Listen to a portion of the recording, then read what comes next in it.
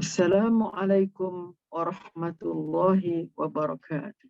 Tazkirah untuk hari ke-14 Ramadan bertajuk doa bukan sebab susah tetapi tanda syukur. Mungkin ada yang bertanya, kenapa perlu kita berdoa sedangkan Allah Maha mengetahui, Maha melihat, Maha mendengar dan Maha pencipta? Adakah Tuhan tidak tahu bahawa kita berada dalam keadaan susah, sakit, miskin, rugi dan banyak masalah? Sekiranya Allah tahu semua itu, apa perlunya berdoa lagi? Jika kita susah, ditimpa musibah dan sebagainya, Allah boleh terus bantu tanpa perlu meminta-minta lagi. Apakah sebenarnya tujuan kita berdoa? Bulan Ramadan ialah bulan yang Allah bukakan pintu syurga dan menutup pintu neraka. Ini menandakan bahawa pintu rahmat Allah terbuka luas sepanjang bulan Ramadan. Namun, persoalannya, siapakah yang memasuki pintu berkenaan? Salah satu cara memasuki pintu berkenaan ialah dengan cara berdoa kepada Allah. Lantaran doa merupakan intipati kepada ibadah. Di dalam solat ada doa. Di dalam puasa ada doa. Ketika membayar zakat ada doa. Dan ketika menunaikan haji pun dipenuhi dengan doa. Oleh sebab itu, doa merupakan perkara yang penting untuk difahami dan dihayati oleh semua orang Islam. Sebenarnya, kita berdoa kepada Allah bukan disebabkan kita miskin atau sakit atau susah atau ketika ditimpa musibah. Tetapi kita berdoa kepada Allah adalah untuk menunjukkan dan melahirkan sifat yang sentiasa menaruh harap kepada Allah dan sentiasa mempunyai sifat tawakal serta merendah diri dengan Allah. Inilah juga intipati dari pengertian solat pada sudut bahasa, iaitu doa. Menerusi doa, kita mengadu nasib kita kepada Allah, menzahirkan kelemahan diri kita di hadapan Allah, menyatakan masalah kita kepada Allah. Apabila kita melahirkan kelemahan dan kenaifan kita di hadapan Allah, itulah tahap perhambaan yang merupakan maksud sebenar dari ibadah. Kita menyadari bahawa kekayaan, kemenangan, kepandaian, kehebatan, pangkat dan sebagainya yang kita miliki itu bukan disebabkan oleh usaha kita, kepandaian kita, kehebatan kita, tetapi disebabkan oleh kurniaan Allah. Allah yang memberikan kurniaan yang tidak terhingga kepada kita. Itulah sifat sebagai seorang hamba yang Allah inginkan dari semua manusia. Saudara sidang pendengar sekalian, sekiranya kita kaya, pandai, hebat dan sebagainya, tetapi kita masih lagi boleh menadah tangan berdoa kepada Allah, itu tanda seseorang itu bersyukur, merendah diri, tidak sombong dan mampu menurunkan egonya.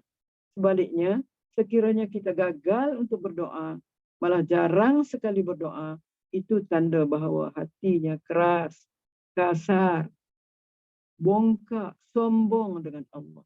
Seolah-olah semua kelebihan yang diperolehi itu adalah hasil titik peluhnya, usahanya dan tenaganya. Sedangkan kita perlu sedar, semua itu dari Allah. Kita dipilih untuk bernasib baik berbanding dengan orang lain untuk berjaya. Maka bekerja lagi kuat, tetapi nasib menyebelahi kita. Sekiranya kita masih boleh sentiasa menadah tangan kepada Allah, memperakukan bahawa semua kelebihan yang ada itu dari Allah, itulah hamba yang sejati. Realitinya, ramai di kalangan manusia yang hanya bersungguh-sungguh meminta atau berdoa kepada Allah atau melakukan solat hajat berjamaah bila ada musibah, anak hendak periksa, sakit, kena rasuk hantu dan sebagainya. Ingat Allah dan berdoa ketika mana susah. Tetapi ketika senang, jauh dari perintah Allah. Malahan sangat jauh untuk berdoa. Rasulullah sallallahu alaihi wasallam bersabda, "Man sarrahu an yastajiballahu lahu 'inda syada'id wal karbi falyukthir du'a fir raha. Sesungguhnya siapa yang ingin Allah menerima doanya pada masa kesusahan dan malapetaka, hendaklah sentiasa berdoa semasa senang dan keadaan gembira. Ini bermakna ketika senanglah kita kena banyak berdoa, bukan ketika susah. Doa bukan sekadar ingin meminta sesuatu yang bersifat material daripada Allah, tetapi lebih penting dari itu ialah kita memohon supaya Allah berikan kepada kita keampunan dan hidayah yang berterusan kepada kita. Walau apapun posisi kita dan kedudukan kita di dalam masyarakat, tetapi biarlah kita berada di bawah bimbingan Allah Subhanahu wa taala. Biarlah kita kaya, tetapi kaya yang Allah redha. Biarlah kita hidup sederhana, tetapi hidup sederhana yang Allah redha. Malah biarlah kita miskin, asalkan Allah redha. Kita tidak mau kaya dan berjaya, tetapi Allah tidak suka kepada kita. Rugi-rugi dan rugi. Saudara pendengar sekalian, tidak semua apa yang kita inginkan dan mohon dari Allah itu dapat semuanya. Kalaulah semua yang manusia inginkan itu dapat, maka tiada orang miskin, tiada orang bodoh, tiada orang buruk, tiada orang susah.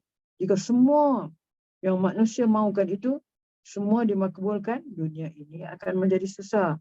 Contohnya, jika semua orang inginkan umur panjang hingga 500 tahun, berapa banyak hospital, berapa lebar jalan yang diperlukan, berapa banyak rumah orang tua-tua yang diperlukan, berapa tinggi rumah flat yang diperlukan. Hakikatnya kita perlu berdoa. Segala ketentuan itu dari Allah. Dia maha bijaksana dalam mengatur alam buana ini. Kita berdoa dan berusaha. Oleh sebab itu, kita tidak boleh untuk merungut jika apa yang kita minta itu belum lagi dimakbulkan oleh Allah. Manalah tahu kalau dimakbulkan doa kita, mungkin kita semakin jauh dengan Allah. Mungkin apa yang diperolehi itu adalah yang terbaik buat kita. Selebihnya Allah akan lunaskan di akhirat nanti. Kita perlu memohon keampunan dari Allah. Itulah permohonan yang penting untuk menyelamatkan kehidupan kita di dunia dan di akhirat. Tiada gunanya berjaya jika Allah murka. Kita sebagai manusia sentiasa melakukan doa dan maksiat kepada Allah, sama ada kita sedar atau tidak. Oleh sebab itu, mohonlah keampunan dari Allah. Wujudkan rasa bersalah di hadapan Allah. Ia akan membawa rasa kerdil diri, rasa rendah diri dan rasa pergantungan hidup dengan Allah Subhanahu wa taala. Semoga kita menjadi hamba yang berdoa dan bertawakal kepada Allah. Wabillahi taufiq wal hidayah. Wassalamualaikum warahmatullahi wabarakatuh.